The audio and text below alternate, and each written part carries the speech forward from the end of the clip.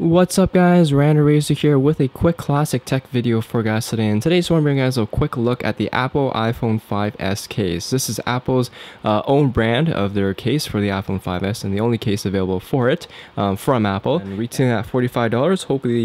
Hopefully it's pretty decent, but it is made into leather too, so I guess that would help justify the price, but nonetheless, like any Apple accessory, it does not come cheap.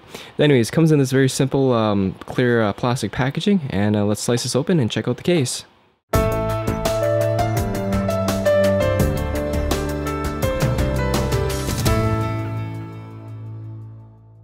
Alright, open this is very simple. Just pop open the top flap and the case should just slide out. Alright, so here is the case itself. The exterior of the case features this very nice full grain. I'm not sure it's cowhide or something else, but very nice leather material with the Apple logo embossed on the top here. The interior of the case features this very nice microfiber lining, very similar to like a microfiber cloth, and it's very soft material, so it definitely protects your iPhone from scratches and stuff if you when you take off or install and remove the case. And near the bottom here we have the iPhone logo, as well as just some information saying it was designed in Apple, California, and like pretty much every Apple product, it's made in China. Alright, so here's what the case looks like on the iPhone 5. I do apologize for this, the random packaging here. I left it on just in case, you know, if I want to sell it and also, you know, look a little bit better, that the iPhone is essentially like new condition with the packaging and everything on. But anyways, so this should give you an idea what it all looks like, of course, and so far I'm kind of impressed. Honestly, it's still a case, but this is Apple's own case, and I think they've done a pretty good job at designing a case for the iPhone 5 and 5s. As you can tell from the bezel around the case itself, it does not lip over the iPhone, so if you have a tempered glass screen protector or whatever on the front of the iPhone here, the case will not interfere with that.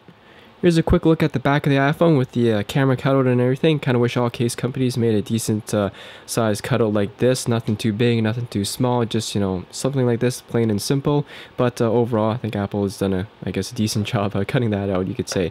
Apple logo on the back here, and but of course it is all covered up, so if you do get the iPhone, obviously most of the metal parts are going to be covered up. For example, the gold iPhone, not much gold will be showing with this case on, obviously, but anyways, it's definitely a very protective case. Anyways, taking a little quick overview of the case itself. As I mentioned earlier, the case does not lip over the iPhone, but it does lip above the iPhone just a little bit, so you do get a generous amount of lay on the table design, you could call it. On the sides here, your volume rockers are obviously covered up, and the nice thing about this, you still get a nice tactile feedback when you press on them. There's also a small cutout for the vibrate ringer switch. It's small, but it's still reachable with your thumb because it is a slim case, so you don't have to worry too much about digging your finger in there. And as with the volume rockers, the power button is also covered up with a very nice tactile feedback as well. On the bottom of the case here, as I showed you guys earlier, you have perforated cutouts for the speaker grill as well as the microphone, and of course 2 individual cutouts for the lightning port as well as the headphone jack. Now for those of you who have large headphone jacks other than the Apple EarPods, you may run into issues using them, but it should work with most headphones, at least I know it will work with the EarPods. Overall guys, the first impressions on Apple's own leather case for the iPhone 5 and 5s is fairly positive. For $45 though, I think you can get away with getting a more protective case such as a spec candy shell or even the OtterBox cases, those cases like that. So if you're looking for protection, it is a very slim style case, so it's not going to be as protective as those cases because those ones are a little bit thicker and offer plastic and silicone to protect your phone.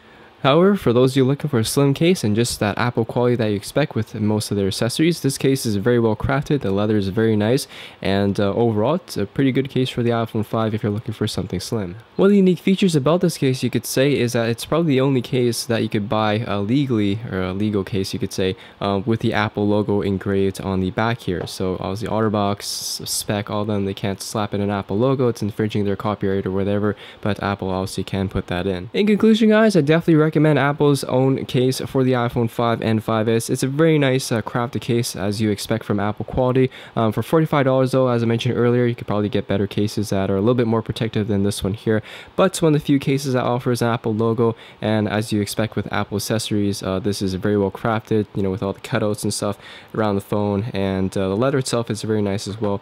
But I wouldn't be surprised I'd be concerned, I mean, of how long this leather will actually last in terms of, you know, how well it will wear.